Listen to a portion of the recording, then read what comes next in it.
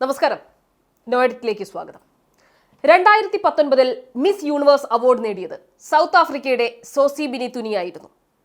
കറുത്ത കുട്ടികൾക്ക് സൗന്ദര്യ മത്സരത്തിന് ആരെങ്കിലും സമ്മാനം കൊടുക്കുമോ എന്ന ചോദ്യത്തിന് നർത്തകി എന്ന് അവകാശപ്പെടുന്ന സത്യഭാമ എന്ന വ്യക്തിക്കുള്ള ഉത്തരം ഇതാണ്. മാത്രമല്ല, കള്ളം തുടർച്ചയായി പറഞ്ഞ് താൻ പറഞ്ഞ കാര്യങ്ങളെല്ലാം ശരിയാണെന്ന് സ്ഥാപിക്കുന്ന നിലയും ഇവരുടെ ഭാഗത്തു നിന്ന് ഇന്നുണ്ടായി. കേരളം മുഴുവൻ ആദരിക്കുന്ന RLV രാമകൃഷ്ണൻ എന്ന കലാകാരൻ കാക്ക പോലെ കറുത്തവനാണെന്നും സൗന്ദര്യമില്ലാത്തവനാണെന്നും സുന്ദരികളായ സ്ത്രീകൾ മാത്രമേ മോഹിനിയാട്ടം കളിക്കാൻ പാടുള്ളൂ എന്നതുമൊക്കെ ആയിരുന്നു ഇവരുടെ മൊഴിമുത്തുകൾ.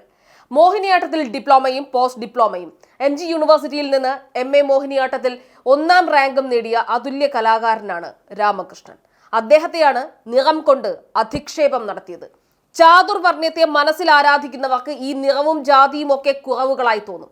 ഇന്ന് നമ്മൾ RLV രാമകൃഷ്ണനെതിരെ നടക്കുന്ന അധിക്ഷേപത്തെക്കുറിച്ച് സംസാരിക്കുമ്പോൾ നമുക്ക് തൊട്ടടുത്ത് കർണാടക സംഗീതജ്ഞൻ TM കൃഷ്ണയ്ക്ക് സംഗീത കലാനിധി പുരസ്കാരം നൽകുന്നതിൽ പ്രതിഷേധിച്ച് ഗായത്രി, രഞ്ജിനി എന്നീ ഗായികമാർ വേദി ബഹിഷ്കരിച്ചു. പെരിയോറിനോടും അദ്ദേഹത്തിന്റെ ജാതി വിരുദ്ധ മൂവ്മെന്റിനോടുമുള്ള TM കൃഷ്ണയുടെ ആഭിമുഖ്യവും തമിഴ് ബ്രാഹ്മണരുടെ കുത്തകയായിരുന്ന കർണാട്ടിക് സംഗീതം ജനകീയമാക്കുന്നതിലെ ജാതി മേലാളന്മാരുടെ അമർഷവുമാണ് ബഹിഷ്കരണ കാരണം.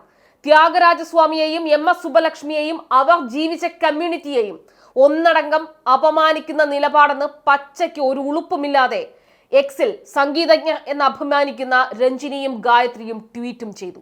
ഇനി ഇന്നത്തെ വിഷയത്തിലേക്ക് വന്നാൽ, നാട്യശാസ്ത്രത്തിൽ വെളുത്ത നിറത്തെ എവിടെയാണ് പരാമർശിക്കുന്നതെന്ന് സത്യഭാമ ഇനി ബോധ്യപ്പെടുത്തണം. കഴിഞ്ഞില്ല, മത്സരങ്ങളിൽ സൗന്ദര്യം എന്ന ഘടകം നൃത്ത ഇനങ്ങളിൽ ഒരു സെഗ്മെന്റ് എന്നും പറഞ്ഞു കേട്ടു. എന്നാൽ മത്സരങ്ങളിൽ അപ്പിയറൻസിന് ജഡ്ജസ് മാർക്ക് നൽകാറുണ്ട്. പക്ഷേ അത് നിങ്ങളുടെ വെളുത്ത നിറത്തിനല്ല, നിങ്ങൾ ധരിക്കുന്ന വസ്ത്രം, ആഭരണങ്ങൾ എന്നിവയ്ക്കാണ് മാർക്ക്. അവിടെയും നിങ്ങൾ പറയുന്ന നിറം ഘടകമായിരുന്നില്ല. മാത്രമല്ല, സൗന്ദര്യം എന്നതിന്റെ മാനദണ്ഡം വ്യക്തിപരമാണെന്നും അതിന്റെ മെറിറ്റ് നിശ്ചയിക്കപ്പെടുന്നത് ഓരോ മനുഷ്യന്റെയും നിലപാടുകളുടെയും രാഷ്ട്രീയത്തിന്റെയും ഒക്കെ അടിസ്ഥാനത്തിൽ വിഭിന്നമായിരിക്കുമെന്ന് മനസ്സിലാക്കാൻ കഴിയുന്ന ഒരു രാഷ്ട്രീയ ബോധം താങ്കൾക്കുണ്ടെന്ന് ആത്മാർത്ഥമായും ഞങ്ങൾ കരുതുന്നില്ല. നിറം നോക്കിയും ജാതി നോക്കിയും മനുഷ്യനെ വഴിയിലും ഭക്ഷണത്തിലും കലയിലും ഒക്കെ തടഞ്ഞിരുന്ന കാലത്തോട് പടവെട്ടിയാണ് ഇന്നത്തെ സമൂഹമായി നമ്മളെ മാറ്റിയെടുത്തത്. ഈ നാട് സാമൂഹ്യമായി പരിവർത്തനം ചെയ്തത്. കഴിഞ്ഞ ദിവസമാണ് നമ്മുടെയൊക്കെ പ്രിയങ്കരനായ ജാസി ഗിഫ്റ്റ് എന്ന കലാകാരനും വേദിയിൽ അപമാനിക്കപ്പെട്ടത്. RLV രാമകൃഷ്ണൻ, TM കൃഷ്ണ, ജാസി ഗിഫ്റ്റ് ഇവരൊക്കെ തന്നെയും അപമാനിക്കപ്പെടുന്നത് അവരുടെ കഴിവില്ലായ്മയുടെ പേരിലല്ല.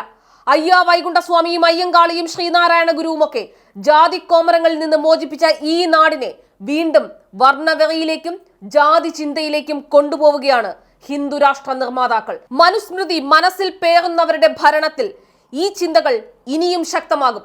ഇവയൊക്കെ കണ്ടതിന് ശേഷം നിശബ്ദത പാലിക്കുക എന്നതാണ് നിങ്ങളുടെ തീരുമാനമെങ്കിൽ ഈ നാടിനെ, ഈ രാജ്യത്തെ പിന്നോട്ട് നടക്കാൻ നിങ്ങൾ വിട്ടു നൽകുന്നു എന്നതാണ് അതിനർത്ഥം. ഈ നിമിഷത്തെ, ഈ നാളുകളിലെ നിശബ്ദതയ്ക്ക് നമ്മൾ ഭാവിയിൽ വലിയ വില നൽകേണ്ടി വരും. കലാമണ്ഡലം എന്ന മഹത്തായ സ്ഥാപനത്തിൽ ഈ വിഷയത്തിൽ സ്വീകരിച്ച നിലപാട് കേരളത്തിലെ പുരോഗമന ചിന്തയുടെ താളുകളിൽ സ്വർണ്ണ ലിപികളിൽ എഴുതി ചേർക്കപ്പെടും.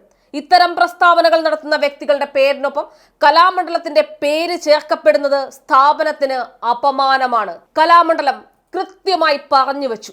ജാസി ഗിഫ്റ്റിനൊപ്പം, TM കൃഷ്ണയ്ക്കൊപ്പം, RLV രാമകൃഷ്ണനൊപ്പം നിൽക്കാൻ നമ്മൾ തീരുമാനിക്കുമ്പോൾ സംഘപരിവാറിന്റെ വംശീയ ജാതീയ അധിക്ഷേപത്തിനെതിരെ കാലം ആവശ്യപ്പെടുന്ന രാഷ്ട്രീയ പ്രവർത്തനം കൂടിയാണത്.